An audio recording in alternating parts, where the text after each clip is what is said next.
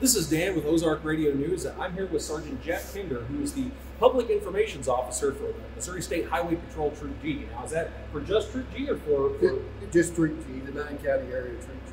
Now, we're actually here, we're talking about the bus crash that happened last night, obviously. Yes. Dreadful situation, obviously. Pretty lucky that there weren't any serious injuries with it. Absolutely. But now, your investigation as to the accident, were there any things that were revealed as to why this could have taken place, or anything you can talk to us about? Sure.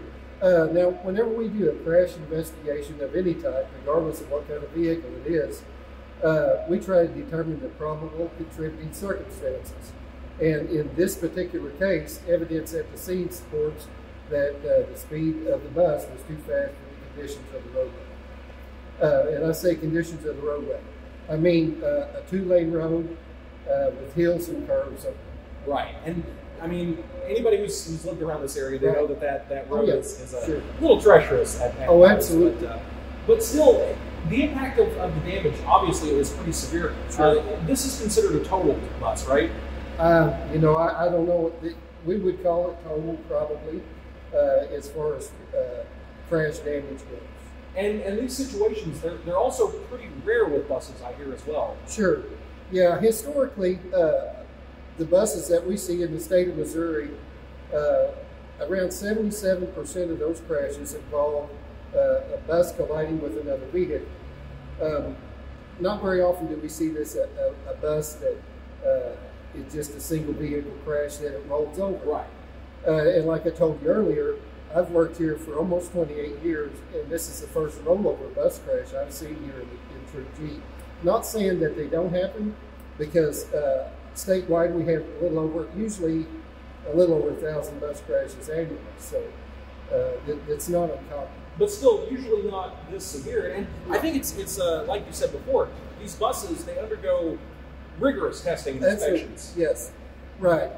It's the most looked at vehicle on our roadways today. Of course, it's carried the most precious cargo on our roadways, our children. So, yes, we after the 1st of February every year, we do inspections on all of the school buses in Troop G, which is, you know, in the 9-county area, we have just a little under 500 buses that we inspect every year. In September of that year, we will do a random inspection of 10% of those buses. I believe last year we did around 60 buses, which is a little more than what is required.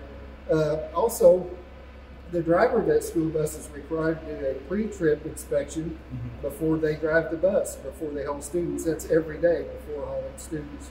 That would include all the lights, steering components, tires, brakes, fluid levels, and that sort of thing. So, you know, like I said, it's the most looked at vehicle on our roadways today. Which, I mean, there's good reason for it. Oh, like I said, but, you know, I think despite the fact that this is clearly a jarring scenario, there's no reason to expect that this is will be a repetitious issue. Or and I think we also need to underline the fact that there weren't any serious injuries. There was one moderate, right? Right. Yes. But overall, the injuries were fairly light considering the mode of the accident. Extremely lucky. You know, a bus overturning and striking trees, and there at the scene of the crash, there's a black oak tree that is uprooted, you know, a sizable black oak tree. So very fortunate that the injuries weren't any more serious than they were.